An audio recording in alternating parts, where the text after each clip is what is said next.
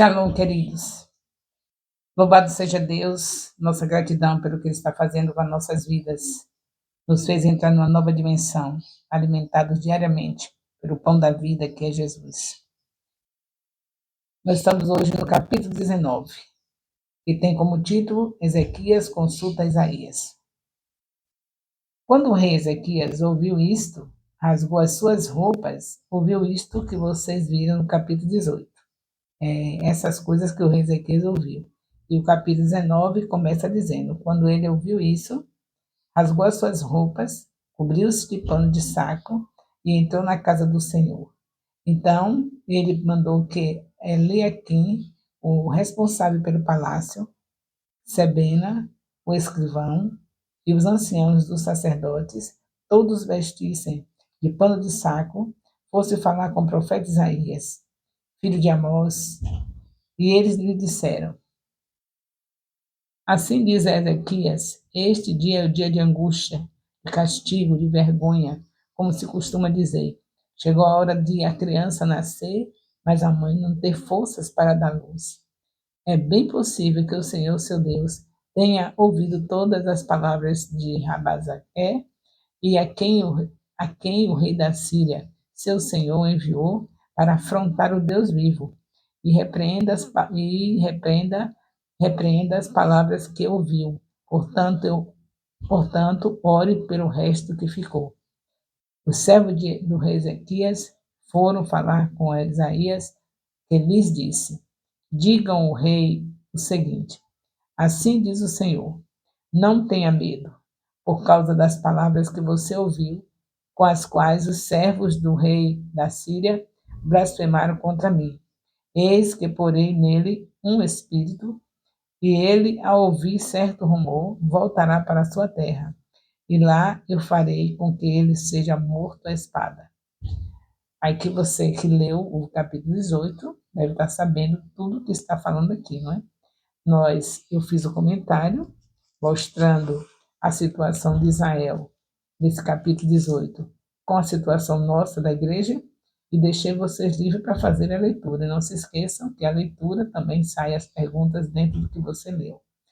E você está sabendo tudo, com certeza, porque você vai ter aqui um comentário em relação ao que foi dito no capítulo 18. Para você que leu, não tem dificuldade. Então, a carta do rei da Síria, nós vemos aqui. Rabisaque voltou e encontrou o rei da Síria lutando contra Libina, pois tinha ouvido que o rei já se havia retirado de Laques. Quando o rei ouviu dizer que Tiraca, rei da Etiópia, havia saído para guerrear contra ele, mandou de novo mensageiros a Ezequias com esta missão. Digam a Ezequias, rei de Judá, não deixe que o seu Deus, em quem você confia, o engane ao dizer: Jerusalém não será entregue nas mãos do rei da Síria. Você já ouviu que os reis da Síria fizeram com todas as terras, como as destruíram totalmente? E você pensa que poderá escapar? Será que os deuses das nações livraram os povos? Os meus pais destruíram Gozã, Harã, Rezef e os filhos de Éden, que estavam em Telassar, e os filhos de Éden que estavam em Telassar? Onde está o rei Ramate, o rei de Arpade, o rei da cidade de Sefarvaim, e de Rena e de Iva? Isso é o rei da Síria se gloriando pelas vitórias que ele teve com essas nações e dizendo que não adiantava o profeta estar dizendo que eles iam ganhar, que não tivesse medo, porque a Síria ia detonar Israel. São essas palavras que nós estamos vendo aqui. E vocês viram no capítulo 18 a afronta que foi, o que foi que o rei Ezequias recebeu de notícia em relação ao rei da Síria. Então, vamos para frente, vamos continuar aqui. Depois que Ezequias manda falar com o profeta, que o profeta disse que não tivesse medo, Ezequias faz uma oração, a partir do capítulo 18, a partir do versículo 18, desse capítulo 19. Ezequias recebeu a carta das mãos dos mensageiros e leu. Então Ezequias subiu à casa do Senhor e estendeu a carta diante do Senhor. Note que primeiro ele foi ao profeta, mas o rei da Síria continuou com afronta, dizendo que não adiantava o profeta falar que ia ser tudo bem para eles, que eles iam vencer, porque era mentira do profeta, porque eles já tinham vencido, aí cita as nações, como vocês viram, acabei de ler. E aí Ezequias, diante disso aqui, ele torna-se a estremecer. Agora já não somente aguarda o que o profeta diz, mas vai orar. Quando o profeta fala uma coisa para você, se ele é profeta de Deus, aquilo vai se cumprir. Mas isso não quer dizer que você vai ficar de braços cruzados só esperando o cumprimento. Faz como Ezequias. Aqui é um exemplo que nós devemos tomar. Ezequias não se conformou somente com o que o profeta falou, mas ele, mas ele faz também a oração, vai orar. E aí ele diz assim: Ó Senhor Deus de Israel, que estás entronizado acima dos querubins, somente tu és Deus de todos os reinos da terra. Tu fizeste os céus e a terra. Inclina ao Senhor os ouvidos e ouve. Abre, Senhor, os olhos e vê.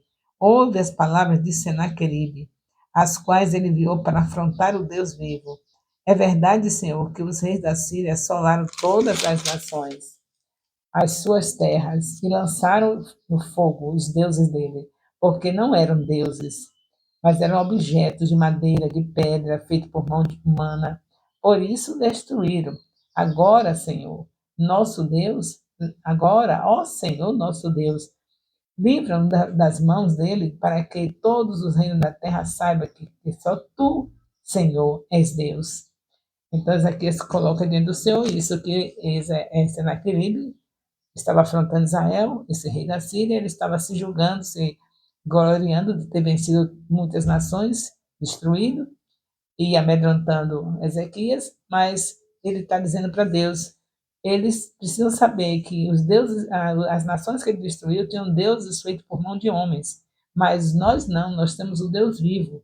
Então Ezequias colocou diante de Deus algo muito profundo e mostrando a sua confiança em Deus, confiando na palavra que o profeta deu, confiando que Deus realmente tinha falado e dizendo ficasse, que Deus ficasse sustentando a fé dele, para que ele não esquecesse que ele é o Deus verdadeiro. Então, Senaqueribe destruiu deuses estranhos, nações que tinham deuses estranhos, mas Israel não, é o Deus vivo.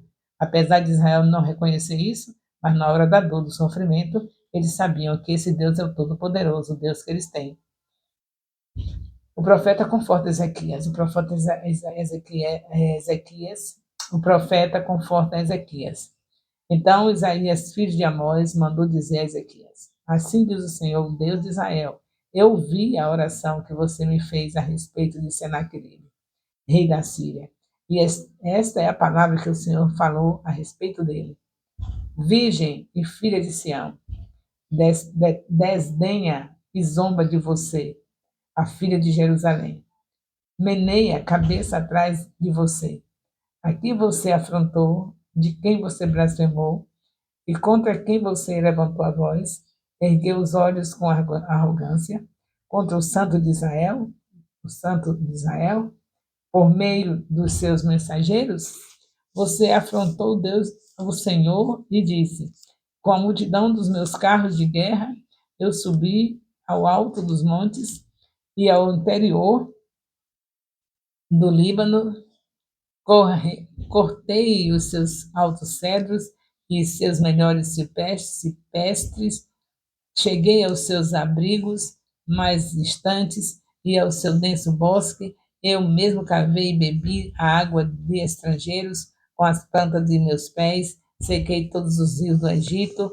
Por acaso você já ouviu que há muito tempo eu, o Senhor, determinei estas coisas e que já desde os dias remotos as tinha planejado? Agora eu as faço acontecer. Eu quis que você reduzisse os montões de ruínas, as cidades fortificadas.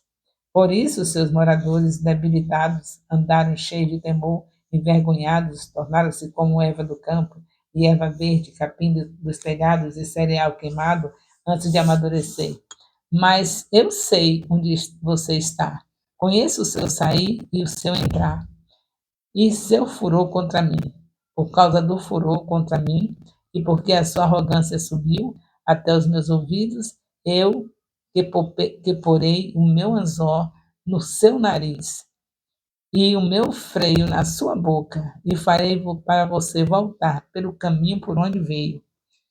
Aqui nós vemos que Deus responde a Ezequias, confortando Ezequias, depois que Ezequias orou, e o final de tudo isso que estamos lendo aqui, que é Deus falando através do profeta, que os assírios, que a Síria estava vencendo esses países, esses lugares todos aqui, como eles alegaram, e que também ia vencer Israel, ia detonar Israel, mas só que ele tinha que lembrar que tudo o que aconteceu, as vitórias deles sobre as outras nações, foi porque Deus deixou, Deus permitiu, porque eram deuses estranhos. Aquelas nações não eram adoradores do Deus vivo, mas com Israel é diferente. Com Israel é propriedade de Deus, é um povo escolhido por Deus, com todas as falhas, mas Deus não quebrou a aliança com Israel. Então, eles iriam perder e perder feio. De tal maneira que Deus fala que eles estariam sendo colocados nele o anzol no seu nariz e um freio na sua boca. Deus ia fazer eles ficarem envergonhados por causa da arrogância de se declarar vencedores de todas as guerras e querer vencer guerra com Israel, o povo de Deus, quando só Deus foi que fez com que ele vencesse aquelas nações, mas porque estava contra os deuses estranhos. Mas agora é diferente, eles estavam mexendo com a nação que tinha como dono o Deus vivo, o Deus de Israel. E aí você vê que Ezequias, com a atitude correta de mandar falar com o profeta, de orar, está indo no caminho certo. E exemplos como esse de Ezequias nós devemos tomar. Sempre que formos perseguidos pelo inimigo, nosso inimigo é Satanás, não são as pessoas, mas quando alguém estiver sendo usado pelo diabo para nos atacar, nós vamos recorrer a Deus. Profetiza não falta, nem profeta. Nós estamos no tempo de profetas e profetisas. Atos 2, 17, Atos 2, 39. Então, quem são nossas profetisas que nós vamos tomar orientação quando o inimigo está nos perturbando? Quando o adversário quer nos destruir? São os nossos apóstolos, os nossos bispos, os nossos pastores, os nossos missionários. São essas pessoas. E se você tem dificuldade de acesso a essas pessoas, são os seus discipuladores, seus líderes de célula. Nós estamos numa igreja em célula no modelo dos 12. E aí você tem líder de célula, tem líder de discipulado e os demais que já falei. Então a gente não pode de maneira nenhuma deixar de pedir ajuda desses profetas que estão sobre nós, são autoridades representando Deus para nós, e também orar como Ezequias orou. E Satanás vai bater em retirada, vai sair da sua vida, vai deixar de perseguir, porque o nosso Deus é o mesmo Deus de Israel.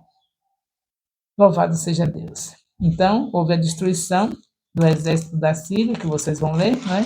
Muito bonito aqui, essa vitória do Senhor nosso Deus. Estejam lendo, com certeza, tendo um capítulo, mais um capítulo, onde você toma conhecimento das vitórias de Deus, das maravilhas de Deus. O capítulo 20 fala do rei Ezequias. O rei Ezequias é curado. Esse capítulo 20 fala que Ezequias adoeceu de enfermidade mortal, depois de ter profetizado para o rei Ezequias, depois de ter recebido a profecia do profeta Isaías em relação à vitória deles e dele, de Israel e tudo. Depois disso, aqui no capítulo 20, está o rei Ezequias doente. Adoeceu, e aí o Deus manda a Ezequias. Eu estou já contando a história, mas eu quero que vocês leiam. Deus manda Ezequias ir no palácio e dizer a ele que ele iria morrer dessa doença. Agora foi a prova de fogo para o rei, né? O rei Ezequias.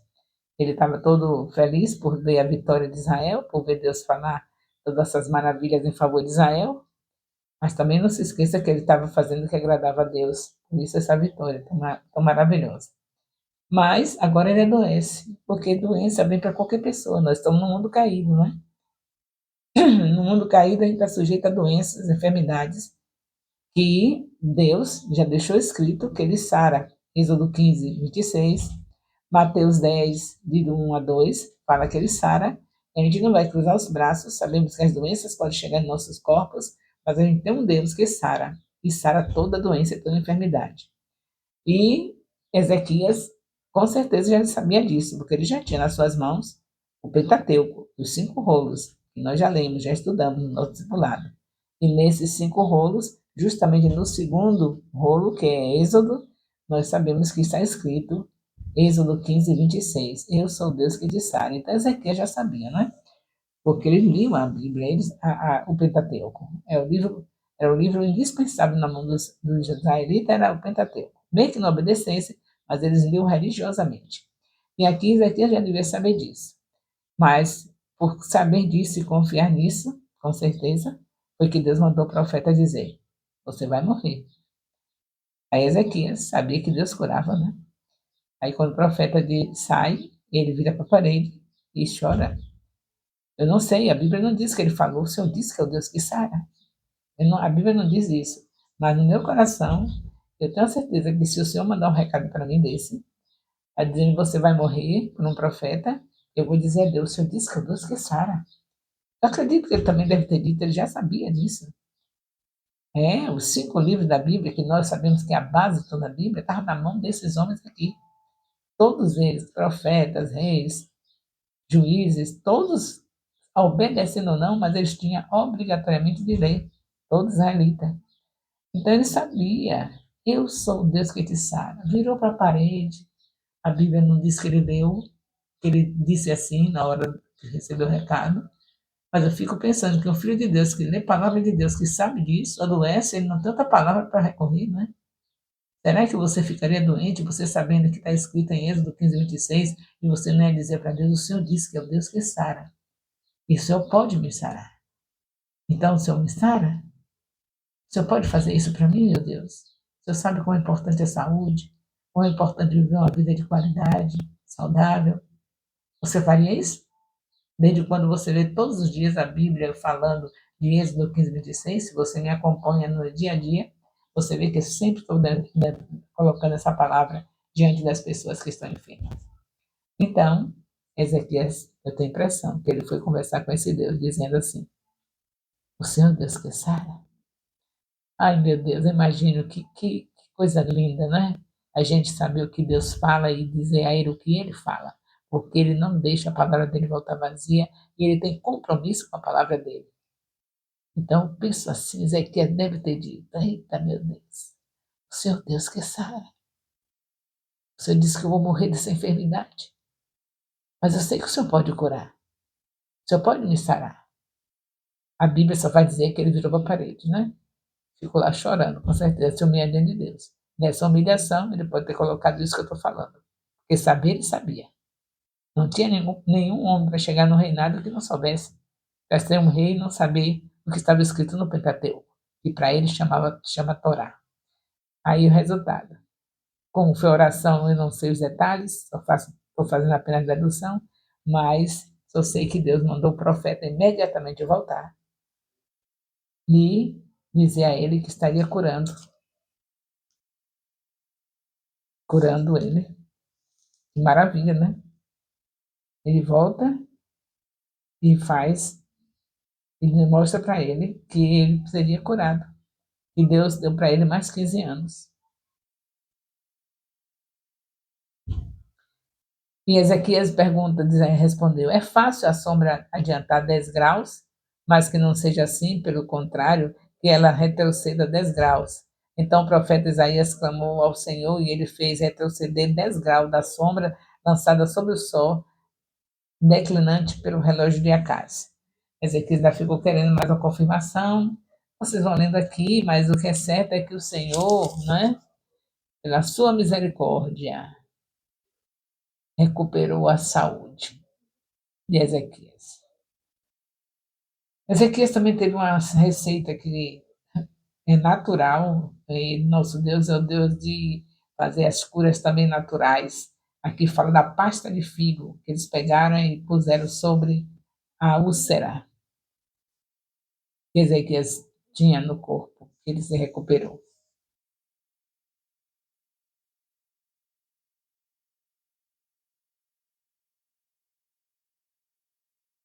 É bom que você leia aqui, eu estou aqui olhando, que está à vontade de ler, mas o tempo já não dá. É bom que você leia, como eu já disse, tudo que eu comento, eu faço comentários sempre comparando com a sua vida hoje, com a nossa vida hoje, mas você tem por obrigação de ler, porque eu também leio. Quando não estou fazendo vídeo, eu leio, porque na hora do vídeo eu não posso deixar o vídeo ser de duração longa. Mas leia aqui para você ver que coisa maravilhosa. Estou com água na boca querendo ler. Quando Deus diz: volta, volta e diga a Ezequias, príncipe do meu povo, assim diz o Senhor, Deus de Davi, seu pai, sua oração foi ouvida, as suas lágrimas, vi as suas lágrimas. Então aqui comprova que ele orou e que ele chorou diante do Senhor, pedindo para curá-lo. E aí Deus disse que acrescentaria mais 15 anos de vida para ele. Ah, que história linda! Então, você que não tem aquela fé ainda, você vai ganhar fé dessa palavra aqui, viu? Você confiar que Deus pode ser o dia da sua morte. Ele traz de volta você. Aqui Ezequias está recebendo o recado do profeta que diz a ele, profeta Isaías, dizendo para ele que Deus mandou dizer que ele ia morrer. Então, se diz que ele ia morrer, então é o dia da morte. Deus não mente. É o dia da sua morte, meu filho, você vai morrer. Se disse que ele ia morrer, então era o dia da morte dele. Eu quero que você creia nisso. Pode ser o dia que Deus diz que você vai morrer. Mas se você fizer o que Ezequias fez, se humilhar diante do Senhor, trouxer a palavra dele a ele, porque ele não deixa a palavra dele voltar vazia, porque ele tem compromisso com a palavra. Diga para ele, o Senhor diz que é o Deus que sara. O Senhor diz também, hoje você já sabe que está escrito em Mateus 10, de 1 a 2 também, que diz assim, sara toda doença e toda enfermidade. E você chore diante do Senhor e diga, Senhor, o Senhor diz que sara toda doença e toda enfermidade. O Senhor diz que é o Deus que sara. O Senhor pode me curar. E Ele vai lhe curar. Mesmo que Ele diga, hoje você vai morrer. Aí você pede, se humilha, a um coração quebrantado, Ele não despreza jamais. Pode ser que alguém faça uma oração dessa e não seja ouvido, porque seja um momento que já completou todo o propósito. Porque nós temos um propósito. Ezequias ia morrendo sem cumprir o propósito. E aí Deus ouviu. Quando você vê alguém clamar ao Senhor e ele não fazer viver, Senhor, eu quero viver, eu quero ser curado. Dizer para ele, o Senhor Deus que sara. O Senhor escreveu em Êxodo 15, 26. E se você vê alguém fazer isso, depois fechar os olhinhos e ir embora, é porque já tinha completado o propósito. Mas se não completou o propósito, pode dizer assim, é hora da morte, está tudo dizendo que é para morrer, Deus chegou e disse pelo profeta que vai morrer. Foi profeta de Deus, foi, é um homem fiel. É fiel mesmo, mas disse que ele vai morrer. E Deus manda voltar. Volte, porque Isaías era um profeta fiel, Isaías, profeta Isaías, fiel a Deus, e com certeza ele não estava dando um recado mentiroso. Deus disse que ele iria morrer. E Deus volta, manda ele voltar e diga a ele que ele vai viver mais 15 anos. E por que isso? Porque não tinha cumprido o propósito. Você não sabe quando cumpriu o propósito, então não perca a sua oração, não deixe de orar. Qualquer coisa, o Senhor está sinalizando, é a sua morte. E você diz, Senhor, o propósito. Senhor, aí Deus deu mais 15 anos, botou a casa em ordem, botou tudo direitinho e viveu mais 15 anos. 15 anos é nada, parece nada, mas tinha um propósito a cumprir. E aí, dentro desses 15 anos, ele cumpriu o propósito. Não é lindo você sair da terra com seu propósito cumprido? Então, não se deixe vencer por uma notícia que Deus lhe dá e que você sabe que ele falou, que pode fazer. E você, não, o senhor está dizendo que eu vou morrer, mas o senhor pode, o senhor cura tudo. Não tem enfermidade que não possa curar. Pelo amor de Deus, segura essa bênção aí, nesse discipulado, pega tudo. Pega os concertos, está vivendo errado como Israel, se conserte, porque Israel não deu exemplo bonito, mas nós precisamos saber que hoje nós temos o Espírito Santo para fazer o nome de Deus glorificado. Agora já pegou os concertos, está se consertando, está deixando de fazer o que Israel fez, agora pegue também a cura. O discipulado é completo, pegue também a cura. Os profetas estão dizendo que você vai morrer? Tem profetas na terra que são os médicos, né? Eles dizem, olha, você não tem tantos dias de vida. Não são os profetas em termos de religiosos, mas de qualquer maneira eles abrem a boca com a autoridade do estudo deles e dizem que você não pode deixar se vencer por causa disso. Até mesmo se o profeta do Senhor vinha dizer, pode ser o mesmo caso de Isaías, era profeta do Senhor, veio dizendo, mas era apenas para provar a fé. Ele sabia que não tinha cumprido o propósito. Senhor, o Senhor pode me fazer viver. O Senhor disse, sim, mais 15 anos. Quando o propósito se cumprir, eu tiro você da terra. Agora estou eu acrescentando, porque eu sei que Deus faz isso. Se o propósito se cumpriu, para que mais ficar? Já fez tudinho como Deus queria? E cada pessoa que chega na terra, cada filho de Deus, tem uma missão. E aí, pronto, completou? Ah, tá. E você sabe qual é o propósito que Deus tem para sua vida? Sim. Sabe? Só parentela. Quantos você já foi falar que Jesus Cristo, se ele aceita Jesus, ele se torna filho de Deus?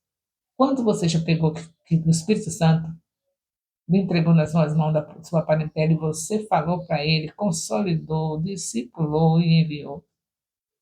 É sua missão. Ou você acha que Deus deixou Jesus Cristo vir a esse mundo para sair da terra dizendo para nós fazermos discípulos e a gente olhar para essa palavra e ficar achando bonito, dizendo isso não é para mim, é para o pastor, isso não é para mim, é para minha tia, que é uma mulher de Deus muito tempo, é para minha avó. Não é para mim isso. É para você, é para todos nós. Se você é alguém que foi salvo por Jesus Cristo, você é salvo por Jesus, então a missão é minha, é sua. Eu sou salvo, a minha missão é essa. Você é salvo, sua missão é essa. É pegar aquela vovó, aquela titia, aquela prima, aquela colega de trabalho, aquele colega de faculdade e consolidar.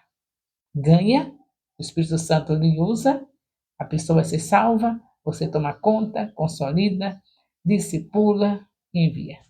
Ganhar, consolidar, discipular e enviar é a nossa missão. Então, se vier uma enfermidade, você diz, Senhor, ainda não completei não. O Senhor sabe que tem um número de pessoas que o Senhor determinou para mim ganhar para o Senhor. Então, eu sei que ainda não completou. Ainda tem minha parentela, ainda tem minhas vizinhas que ainda não se converteram, ainda tem meus colegas de trabalho. Claro que não todos, né?